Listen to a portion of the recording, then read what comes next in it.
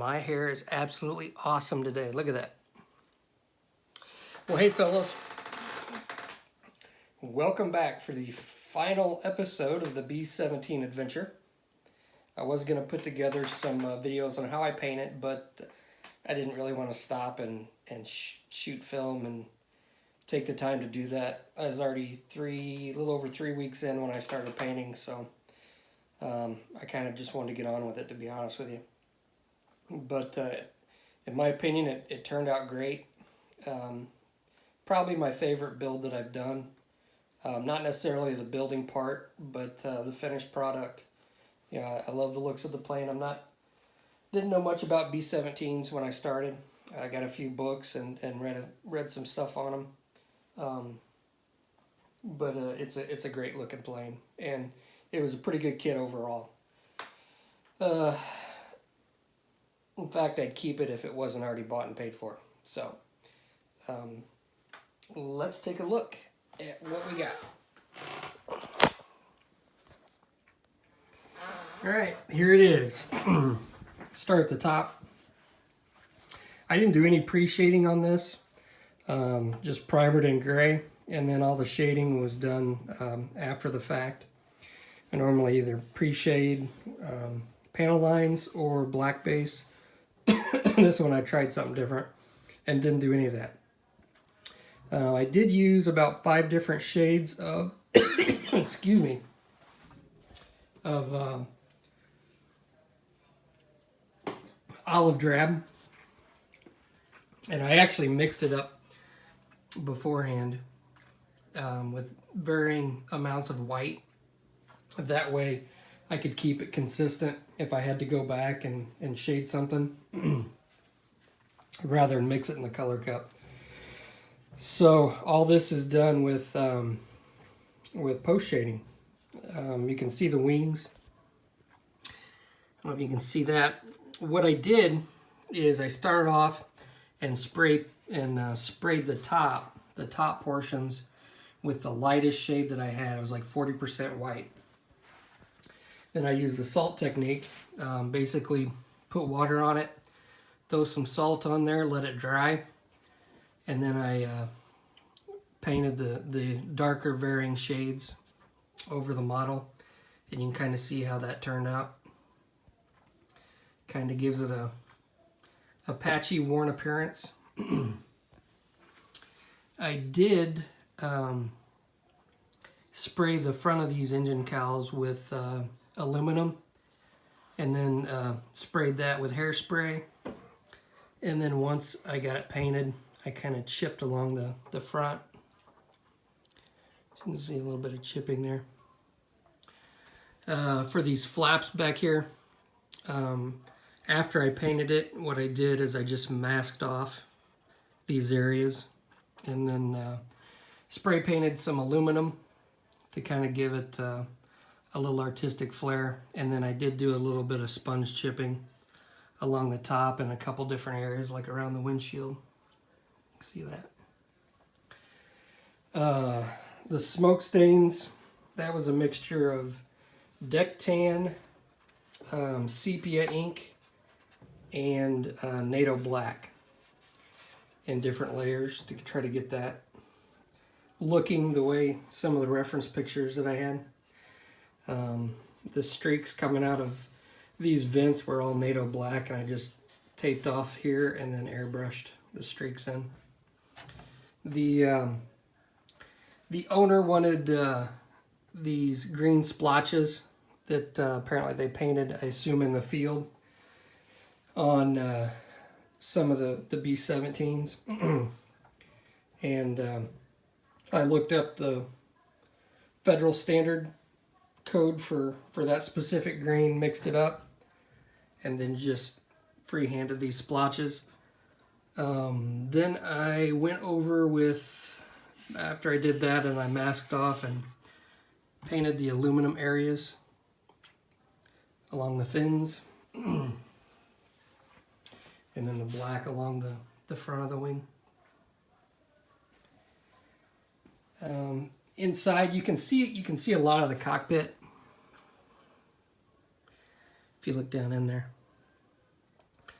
The rest of the plane you can't see much. You know, all the time I spent in the radio room. You can kind of see down in there.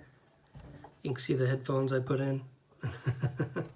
But yeah, that's about it. The bombardier's compartment, I mean, you can tell there's a lot of stuff going on. And I think if you look carefully, you can kind of see down in there a little bit. One issue that I had that I didn't realize till after I got it unmasked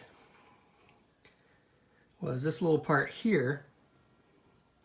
I never could get it to seat in there very well, and I got it just a little off. And you can't really tell unless you look closely at the front. It's just a little bit off. Kind of bugs me.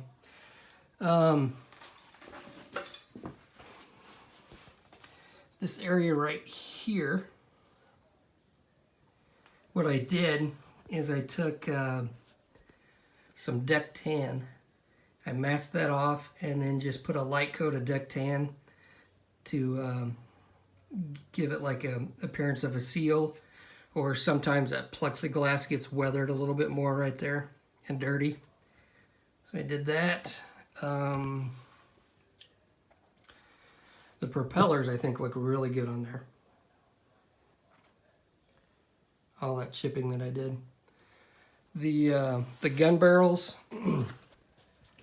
when I shipped this, and one of the issues in building models that you need to ship is you have to kind of make it shippable. So there are certain things you can do to a model that you just put on a shelf, but when you go to ship them, they have to be built to ship. And with these gun barrels, these are the brass gun barrels. I don't know if the camera will focus on them, but they're really nice detailed gun barrels. I had to actually file down where they insert and then drill the hole up here just so they would fit in there snugly, and these will need to be super glued. I can get this to fit in there.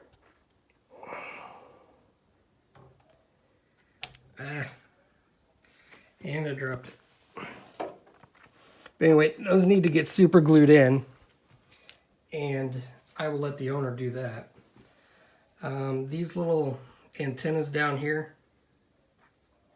these are things that would break off. So what I did, if I can pull it out, I ended up drilling a hole into the side of the fuselage where they go, and then inserting some brass tubing in there, so you can just plug them in, or you can dab a little bit of super glue on there and put them in. Those are just some of the things you have to think about. The propellers come on and off, and I'm not going to glue those. If the owner wants to glue them, he can, but they just slip on. So I personally wouldn't glue those, but that's just me.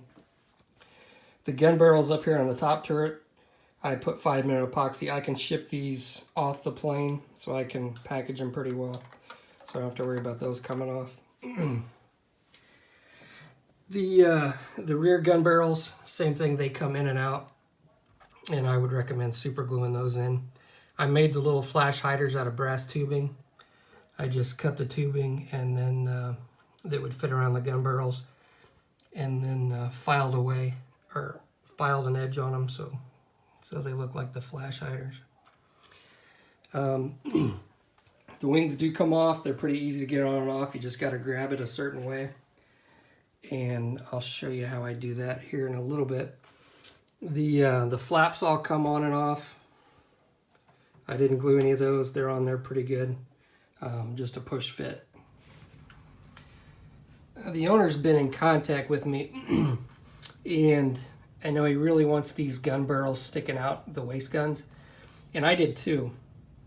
But the system that they have to attach those to the inside of the fuselage, you've got where the gun attaches to this little post, and then you have to manipulate the ammo belts so they fit just right.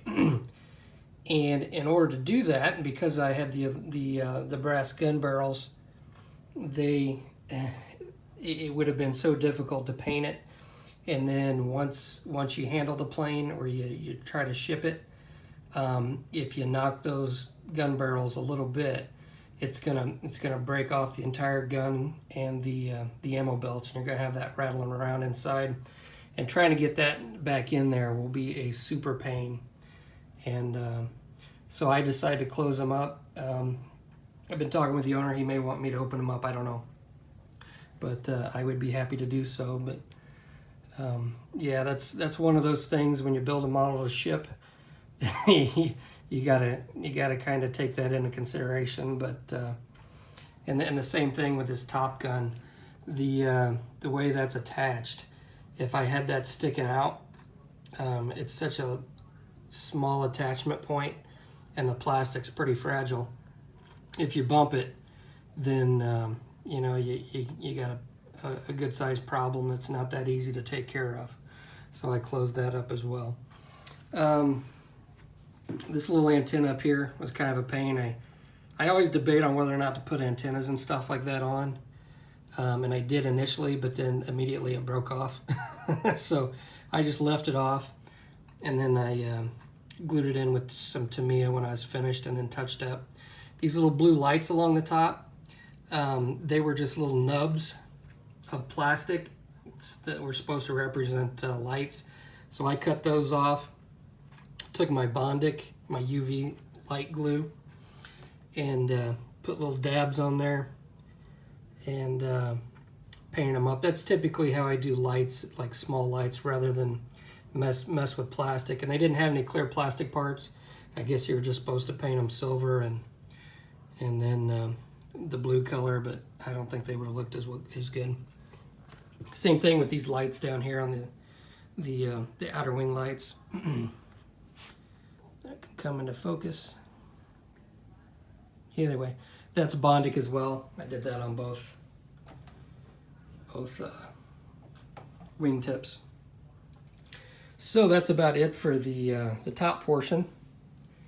I'm going to somewhat disassemble this so you can see the bottom. Here is the bottom of the plane. Now I had to carefully pick it up so I don't break that top antenna off. Where's the other antenna? Go ahead and pull this off too. Now in order to handle this, I took off the propellers and the top piece, and on all the gun barrels. Make sure I got all that stuff in there. Yep. But here's the bottom. Did a little bit of weathering for the bottom. What I did is I sprayed the entire bottom with a neutral gray, and then went back with a sky gray with my new favorite airbrush, which is this. It's the Procon Boy 770.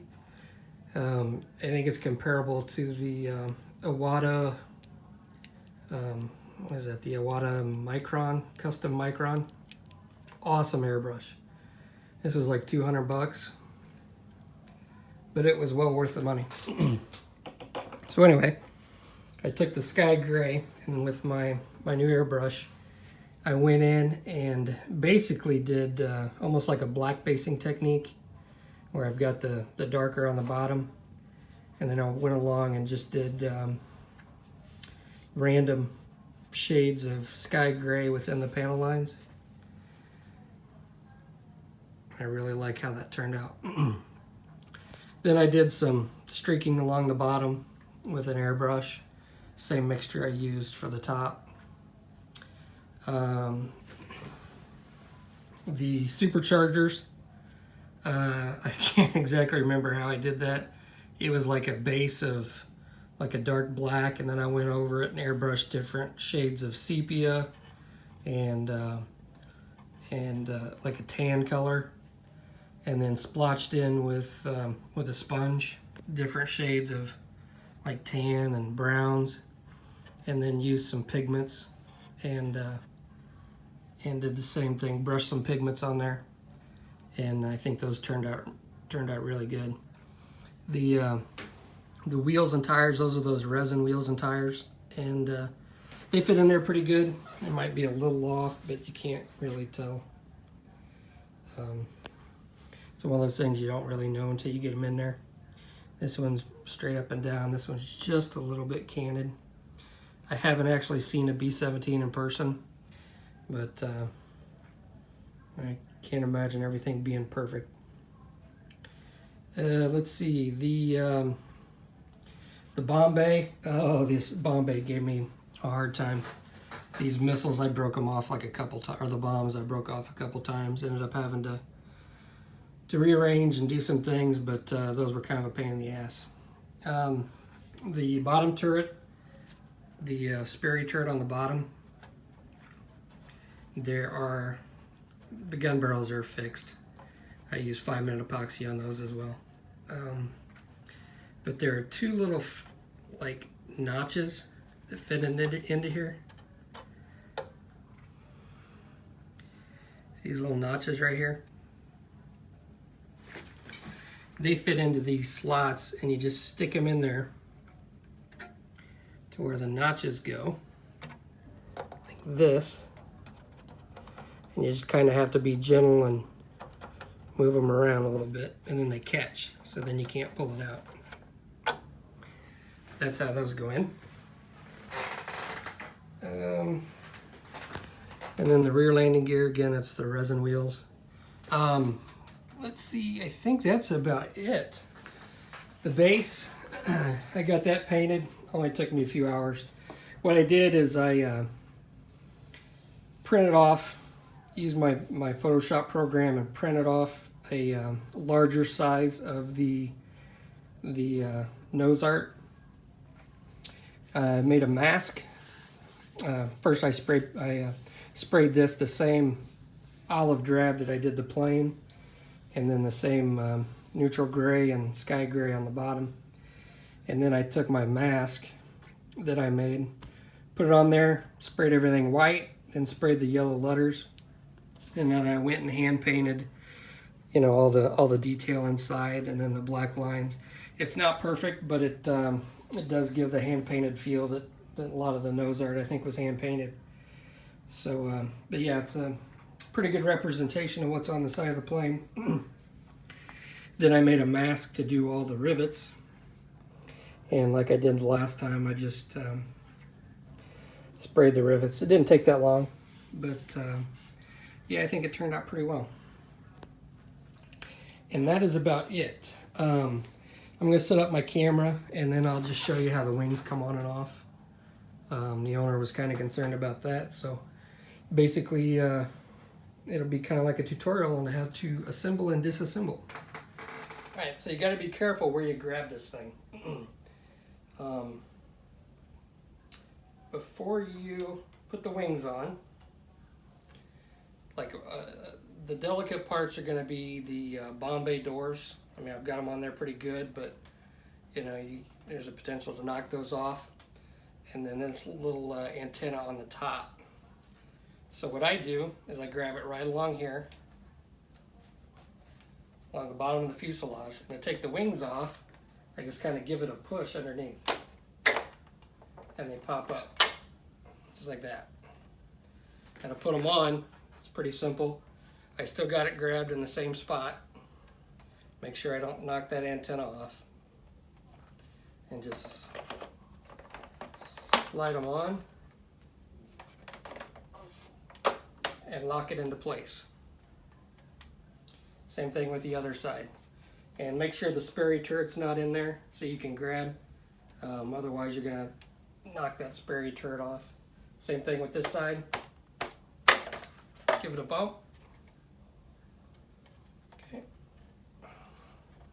Make sure I didn't knock anything off. Nope. Put it on there, and then just push it in, and it's good to go.